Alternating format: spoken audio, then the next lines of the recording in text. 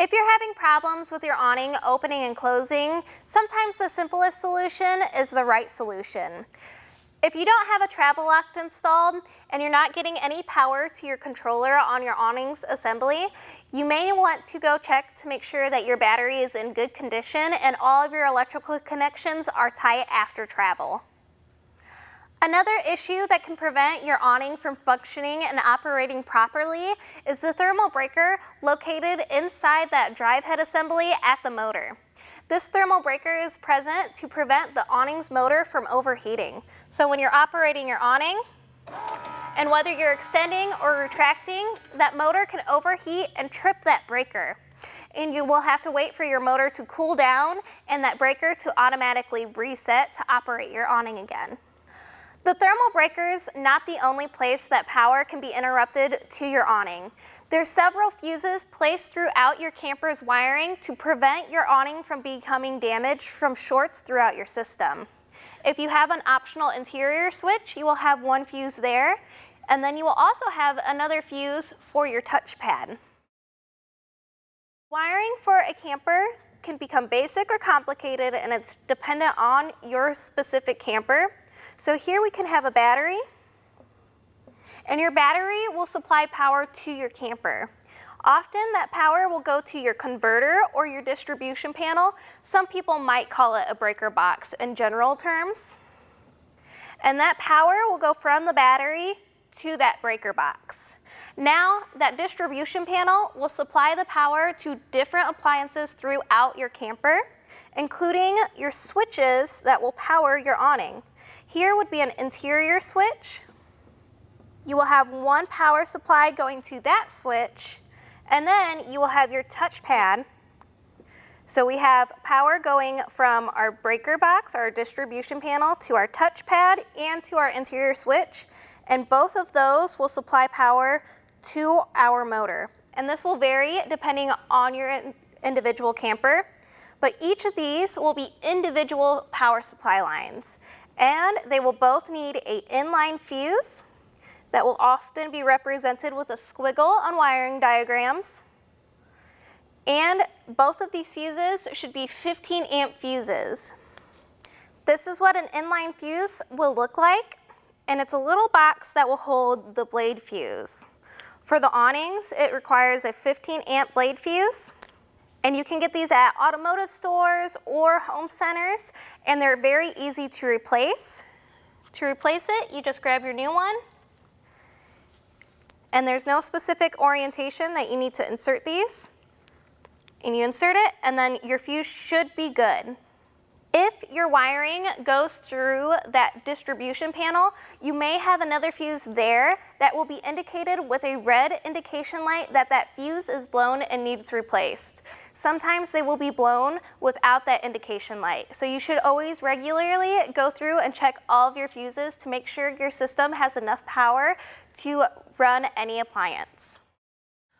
Following the electric current through your system, you can check whether a harness is good or not by checking if your controller is receiving power and if it's putting off power to specific components. You can check your controller is receiving power by taking off this holding clip, removing this wire cover, and then removing this cover as well. And here you can see the wire harness connected at that 12-pin connector to your touchpad. You remove your touchpad by pushing it to the side and pulling it out. You can see where it's connected to the IR sensor, and it's connected to that 12-pin harness. To disconnect the harness, you press this tab at the top and pull it off. Once you have your touchpad controller removed, you can check the bottom of this harness with your multimeter. Make sure that it's set to the direct current voltage, which is the solid line, the dotted line, and the V. When you're looking for a specific pin on your wire harness, you will be able to see faint numbering at the top of this connection. Here you can see 1 very lightly and 7 also very lightly. So that means we have 1 through 6 across the top, and then 7 through 12 across the bottom. If we turn this around, we'll count over 1, 2, 3, 4, 5, 6, We will put our power probe into 2 and our ground or common into 6. And we get that 13 volts of power coming through this harness, showing us that our harness is good. And if we're having problems with our controller, we may need to replace the controller.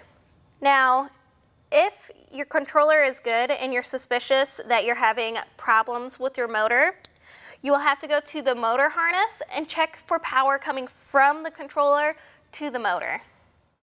When you're following the current through your wiring harness, after checking that touchpad is receiving power, you'll check to make sure that the touchpad is sending the power to your motor at the drive head assembly. To check that, you come up to this wire connection. Here we have the harness coming from the touchpad to the motor. This connection is where you would take it apart, use your probes from the multimeter, put the red lead on the red side, and then the common lead on the black side, and you would check for that 12.6 direct current voltage at this connection.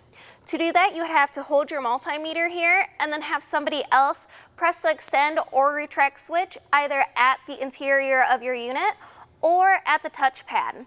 If you are getting that current, but your motor is not functioning properly, that shows you that the touchpad is sending the signals through the wire harness and that the wire harness and touchpad are in good condition, but your motor may need to be replaced.